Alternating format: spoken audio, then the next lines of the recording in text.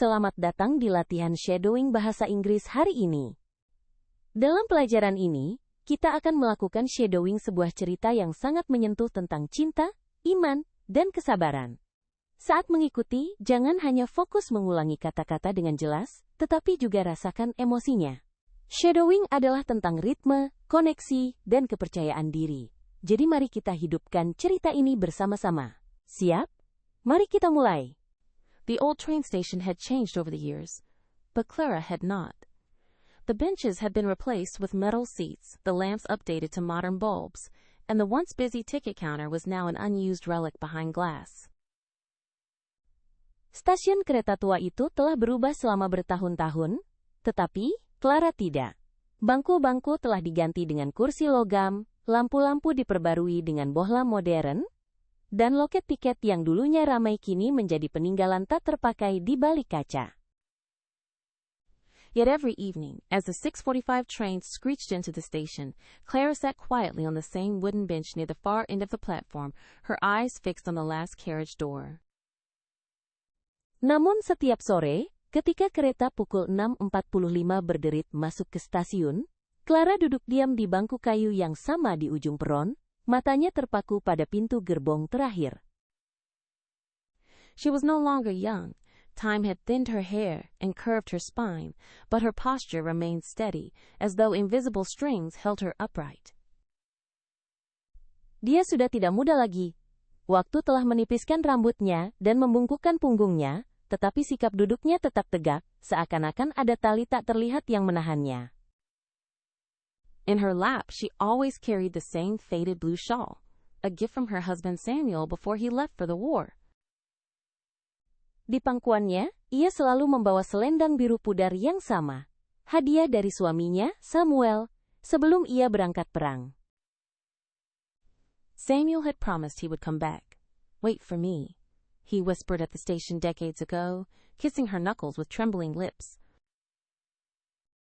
Samuel berjanji ia akan kembali. Tunggulah aku. Iung bisiknya di stasiun puluhan tahun lalu. Mencium jemarinya dengan bibir bergetar. No matter how long it takes. She had laughed nervously at the time, not realizing that those would be the last words she'd ever hear him speak. Tidak peduli berapa lama pun. Saat itu dia hanya tertawa gugup, tak menyadari bahwa itu akan menjadi kata-kata terakhir yang pernah ia dengar darinya. The war took him away, and then silence followed. No letters, no telegrams, not even an official notice of death. Just nothing. Perang membawanya pergi, lalu keheningan menyusul. Tak ada surat, tak ada telegram, bahkan tidak ada pemberitahuan resmi kematian. Hanya hampa. People said it meant he was gone, but Clara refused to believe it. She told herself, if I stop waiting, then he truly disappears. As long as I wait, he still has a path back to me. So she waited. Orang-orang berkata itu berarti dia telah tiada. Tetapi, Clara menolak untuk percaya. Ia berkata pada dirinya sendiri, jika aku berhenti menunggu, maka dia benar-benar menghilang. Selama aku menunggu, dia masih punya jalan kembali padaku. Maka ia menunggu. Neighbors pitied her. Friends urged her to move on. Years stretched into decades, but Clara's heart clung to the rhythm of the evening train. Tetangga merasa kasihan padanya. Teman-teman mendesaknya untuk move on. Tahun berganti dekade, tetapi hati Clara tetap terpaut pada irama kereta sore. She worked during the day as a seamstress, saved every penny, and never left town. When evening came, she walked to the station, sat on the same bench, and waited. Ia bekerja siang hari sebagai penjahit, menabung setiap sen, dan tidak pernah meninggalkan kota.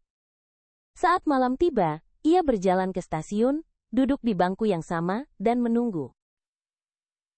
Through rain and winter snow, through blistering summer heat, she waited. Dalam hujan dan salju musim dingin, dalam teriknya panas musim panas, ia menunggu. Children grew up watching her. Commuters who once ignored her presence began greeting her kindly, leaving small gifts of food or flowers beside her. Anak-anak tumbuh besar melihatnya. Para penumpang yang dulu mengabaikan keberadaannya, mulai menyapanya dengan ramah, meninggalkan hadiah kecil berupa makanan atau bunga di sisinya. She became part of the station itself, a quiet landmark, a living monument to patience and love.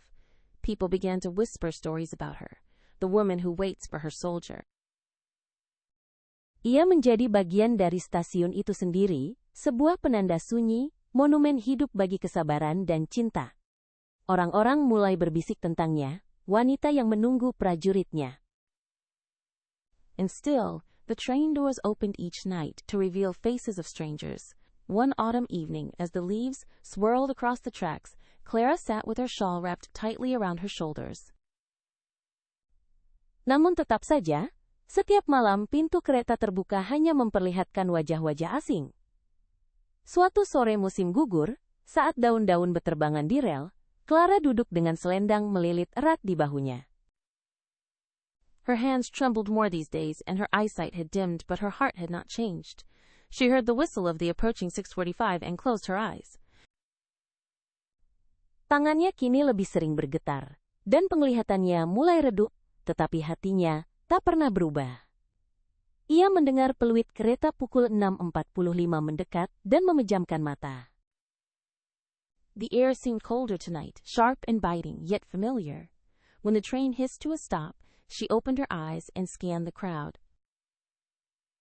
Malam itu, udara terasa lebih dingin, tajam menusuk, namun akrab. Saat kereta berhenti dengan desisan, ia membuka mata dan memandang kerumunan. Businessmen hurried off, mothers guided children by the hand, and students with heavy backpacks shuffled past. And then she noticed him, not Samuel. Her heart knew that instantly. Para pebisnis bergegas turun, ibu-ibu menuntun anak-anak mereka, dan para siswa dengan ransel berat berjalan pelan. Lalu, ia melihatnya. Bukan Samuel. Hatinya tahu itu seketika. But a stranger, tall and weary-looking, with eyes that carried a sadness she recognized too well. He wasn't rushing like the others. Tetapi seorang asing, tinggi dan tampak letih, dengan mata yang menyimpan kesedihan yang sangat ia kenali. Ia tidak terburu-buru seperti yang lain. Instead, he walked slowly toward her, holding something close to his chest. "Mrs. Clara?" he asked gently. Sebaliknya, ia berjalan perlahan mendekatinya, memegang sesuatu erat di dadanya. "Nyonya Clara?" tanyanya lembut. His voice cracked, as though the words carried weight. Clara blinked, startled. Few people called her by name anymore. Suaranya pecah, seakan kata-kata itu terlalu berat. Clara berkedip, terkejut. Sedikit orang yang masih memanggil namanya. "Yes?" she whispered. He knelt down in front of her, opening his hands. Resting on his palms was a folded envelope, yellowed and fragile, sealed with a faded military insignia. "Ya," bisiknya. Laki-laki itu berlutut di depannya, membuka tangannya. Di telapak tangannya, tergeletak sebuah amplop terlipat, menguning dan rapuh, disegel dengan lambang militer yang pudar. Clara's breath caught. "This belonged to your husband," the man said softly.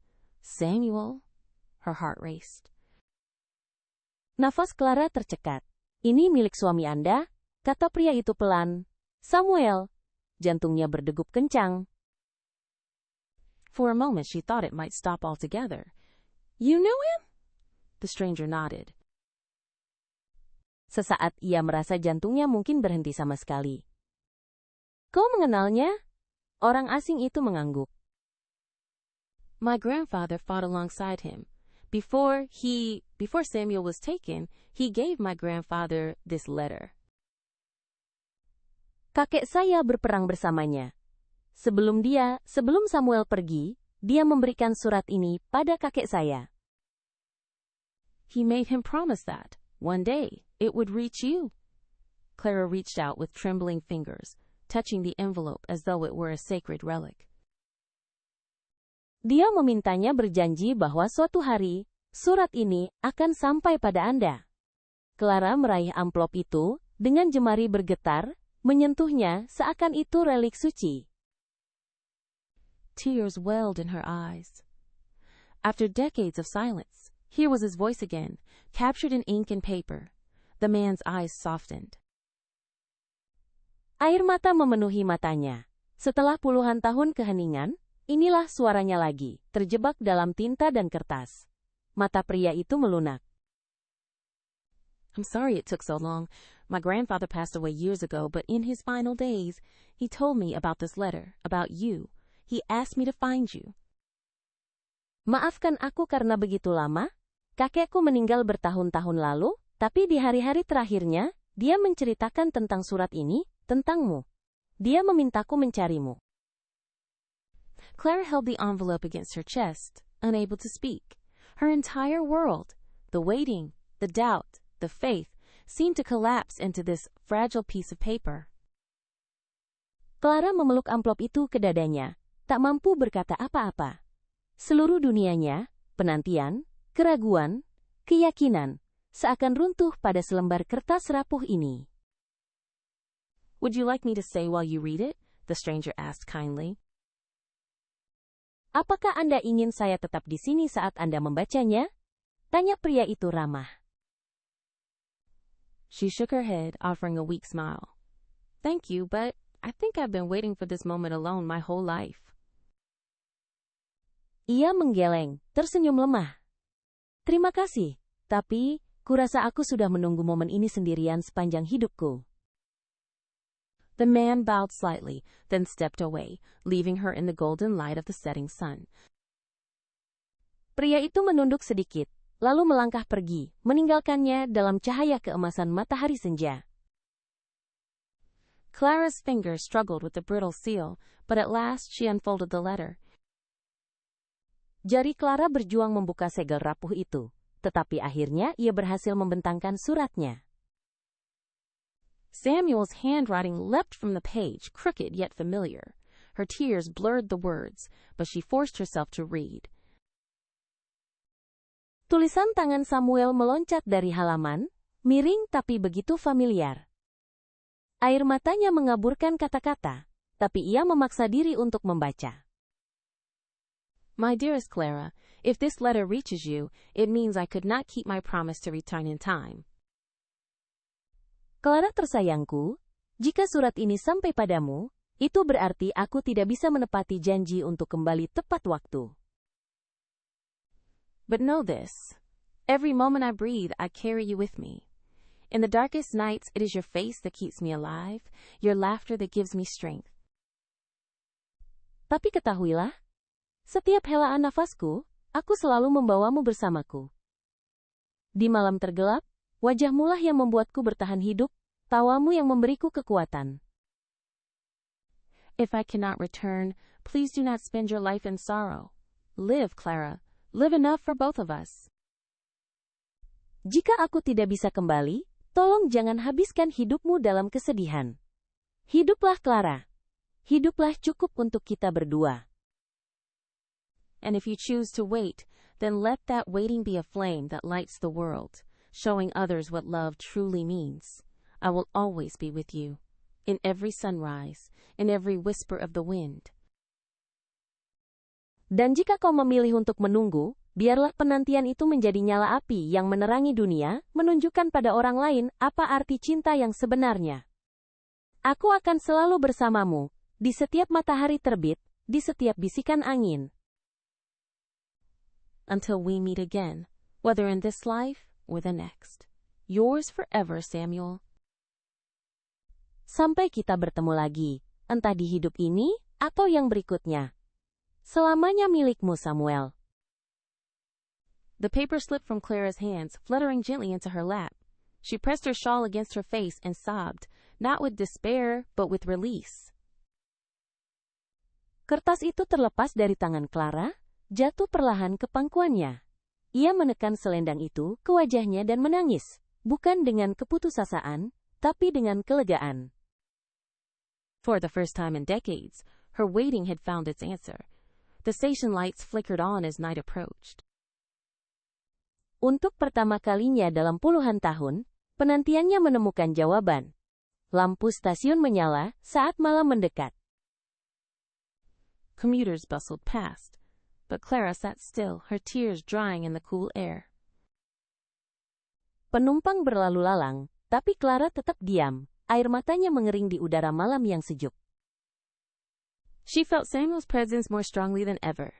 Not in the crowd, not stepping off the train, but within her, filling the empty spaces that years of waiting had carved. Ia merasakan kehadiran Samuel lebih kuat dari sebelumnya.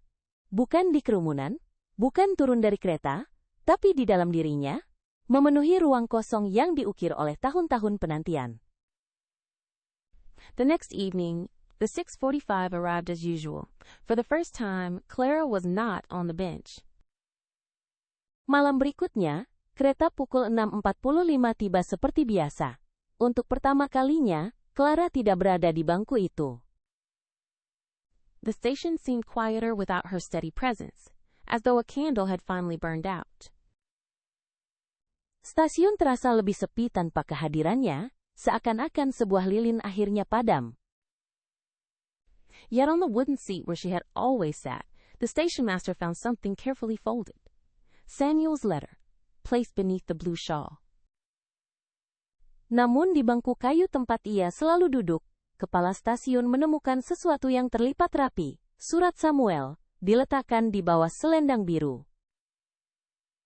Pinned to the shawl was a note written in Clara's delicate script. I waited, and he came back to me in his own way. Disematkan pada selendang itu ada sebuah catatan yang ditulis dengan tulisan halus Clara, aku menunggu, dan dia kembali padaku dengan caranya sendiri. My faith was not in vain. To whoever finds this, remember, love is patient, and patience is never wasted. Imanku tidak sia-sia. Untuk siapapun yang menemukannya, ingatlah, cinta itu sabar, dan kesabaran tidak pernah sia-sia. That night, the autumn sky was clear. The train rolled on, carrying strangers to their destinations, while above them the stars shone like candles in the vast dark. Malam itu, langit musim gugur begitu cerah. Kereta terus melaju, membawa orang-orang asing ke tujuan mereka, sementara di atasnya bintang-bintang bersinar seperti lilin di kegelapan luas. And somewhere beyond, Clara and Samuel were together again, their waiting finally over. Dan entah di mana, jauh di sana, Clara dan Samuel bersama lagi, penantian mereka akhirnya usai. The old train station had changed over the years, but Clara had not. The benches had been replaced with metal seats, the lamps updated to modern bulbs, and the once busy ticket counter was now an unused relic behind glass. Yet every evening, as the 6:45 train screeched into the station, Clara sat quietly on the same wooden bench near the far end of the platform, her eyes fixed on the last carriage door. She was no longer young. Time had thinned her hair and curved her spine, but her posture remained steady, as though invisible strings held her upright. In her lap, she always carried the same faded blue shawl, a gift from her husband, Samuel, before he left for the war. Samuel had promised he would come back. "Wait for me," he whispered at the station decades ago, kissing her knuckles with trembling lips.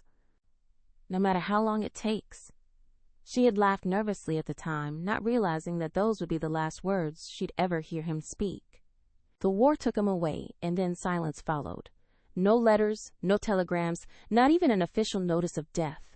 Just nothing. People said it meant he was gone, but Clara refused to believe it. She told herself, if I stop waiting, then he truly disappears. As long as I wait, he still has a path back to me. So she waited. Neighbors pitied her. Friends urged her to move on.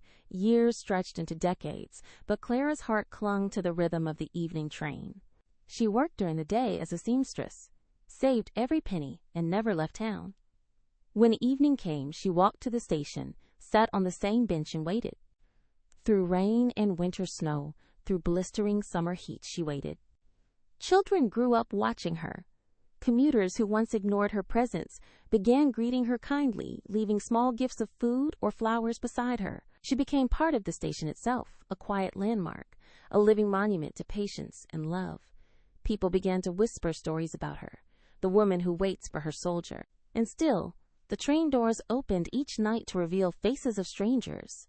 One autumn evening, as the leaves swirled across the tracks, Clara sat with her shawl wrapped tightly around her shoulders.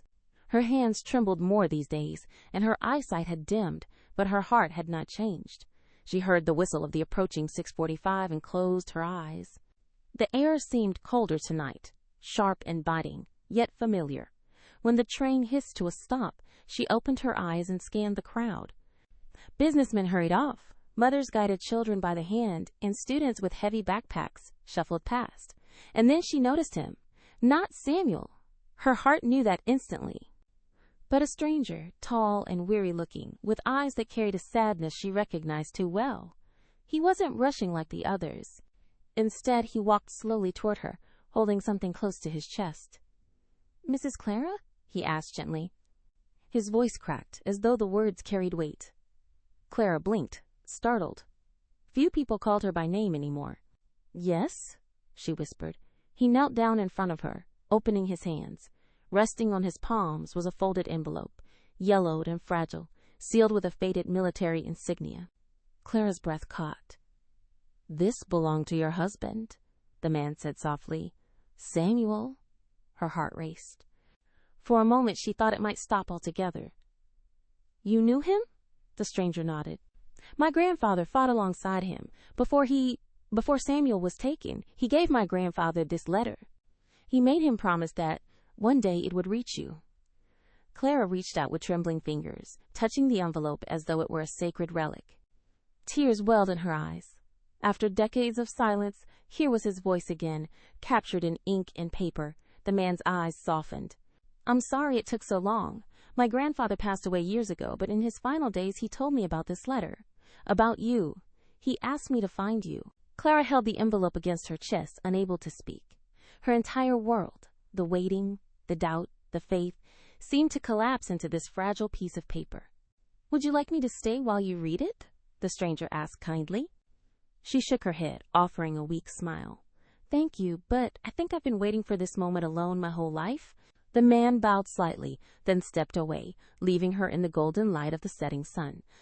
Clara's fingers struggled with the brittle seal, but at last she unfolded the letter. Samuel's handwriting leapt from the page, crooked yet familiar. Her tears blurred the words, but she forced herself to read. "My dearest Clara, if this letter reaches you, it means I could not keep my promise to return in time. But know this, every moment I breathe, I carry you with me. In the darkest nights, it is your face that keeps me alive, your laughter that gives me strength. If I cannot return, please do not spend your life in sorrow. Live, Clara, live enough for both of us. And if you choose to wait, then let that waiting be a flame that lights the world, showing others what love truly means. I will always be with you, in every sunrise and every whisper of the wind. Until we meet again, whether in this life or the next, yours forever, Samuel." The paper slipped from Clara's hands, fluttering gently into her lap. She pressed her shawl against her face and sobbed, not with despair, but with release. For the first time in decades, her waiting had found its answer. The station lights flickered on as night approached. Commuters bustled past, but Clara sat still, her tears drying in the cool air. She felt Samuel's presence more strongly than ever, not in the crowd, not stepping off the train, but within her, filling the empty spaces that years of waiting had carved. The next evening, the 6:45 arrived as usual. For the first time, Clara was not on the bench. The station seemed quieter without her steady presence, as though a candle had finally burned out. Yet on the wooden seat where she had always sat, the station master found something carefully folded. Samuel's letter, placed beneath the blue shawl. Pinned to the shawl was a note written in Clara's delicate script. "I waited, and he came back to me in his own way. My faith was not in vain. To whoever finds this, remember, love is patient, and patience is never wasted." That night, the autumn sky was clear. The train rolled on, carrying strangers to their destinations, while above them the stars shone like candles in the vast dark. And somewhere beyond, Clara and Samuel were together again, their waiting finally over. Kerja bagus untuk latihan shadowing hari ini. Setiap kalimat yang kamu ucapkan bukan hanya meningkatkan pengucapan bahasa Inggrismu, tetapi juga membuatmu merasakan emosi dari cerita yang menyentuh ini. Jika kamu menikmati latihan dengan cerita ini, jangan lupa untuk menyukai video ini, berlangganan pelajaran shadowing bahasa Inggris lainnya, dan bagikan ke teman-temanmu yang juga belajar bahasa Inggris.